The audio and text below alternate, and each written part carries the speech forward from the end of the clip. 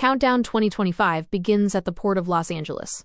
A Homeland Security agent, Robert Darden, is on a call with his wife, promising to attend his son's performance. That promise is brutally broken when he's chased down and executed at close range, sparking panic among bystanders.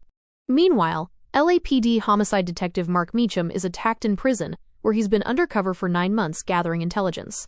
He shrugs off the resulting headaches, attributing them to the riot. Soon after, his sergeant pulls him from the operation under orders from a federal agent, Nathan Blythe. Blythe, a seasoned task force leader, is launching a new classified operation. He assembles a diverse team, emphasizing that this is no ordinary murder case. His chosen agents include Amber Olivares, a tough DEA officer, who is introduced mid-operation while being held captive. She escapes, takes down her captors, and gets scolded by her superior for being reckless, then assigned to the task force. Luke Finau, an LAPD hothead with more suspensions than commendations. Evan Shepard, from Cyber Investigations. Keontae Bell, a driven FBI agent eager to prove himself. The team's focus is the assassinated Homeland Security agent, Darden. Despite his spotless record, a suspicious $200,000 deposit into his account just days before his death raises the possibility that he was compromised. Blythe is determined to uncover why Darden was killed, who paid him, and what his involvement truly was. But this team has friction from the start. Meacham and Olivares don't get along. She's still angry that he dumped her friend 2 days before their wedding. While they clash, Shepard and Blythe visit Darden's widow. She stands firm in her belief that Darden was a good, honest man. The rest of the team questions his colleagues.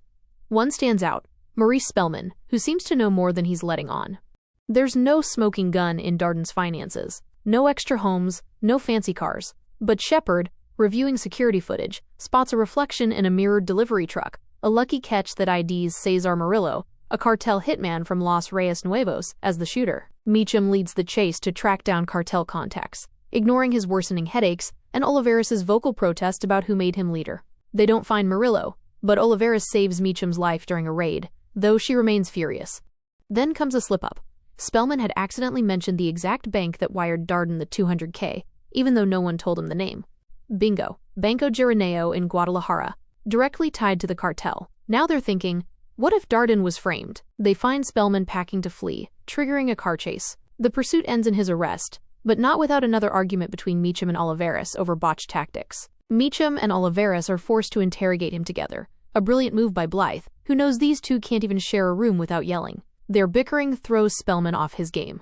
He cracks. Turns out, Darden was the good guy. He'd found out that Spellman was the real mole, feeding intel to the cartel. When Darden refused to stay quiet, Spellman and his cartel pals framed him for corruption and had him killed. Keontae digs into a burner phone found on Spellman and uncovers an imminent cartel meeting. Location, the port. The task force crashes it, guns blazing. Shootout ensues. When the dust clears, they find what the cartel was protecting: radioactive fissile material, enough to take out half the country if it got into the wrong hands. As the team regroups, Meacham uncovers the real reason this ragtag squad was pulled together. Meacham's a difficult partner, Olivares has rumors swirling about a drug problem, and Keontae lives under the shadow of his more famous father. They're all the department's misfits, agents who wouldn't be missed if something went wrong. Blythe doesn't trust anyone outside this circle because he believes the mole problem goes deeper, across departments, possibly agencies. And in the final gut punch, Meacham gets a diagnosis: he's dying. Inoperable brain tumor. The doctor recommends rest, palliative care. Meacham declines. There's still too much left to do, and no time left to waste. Want a full season recap? Let me know in the comments.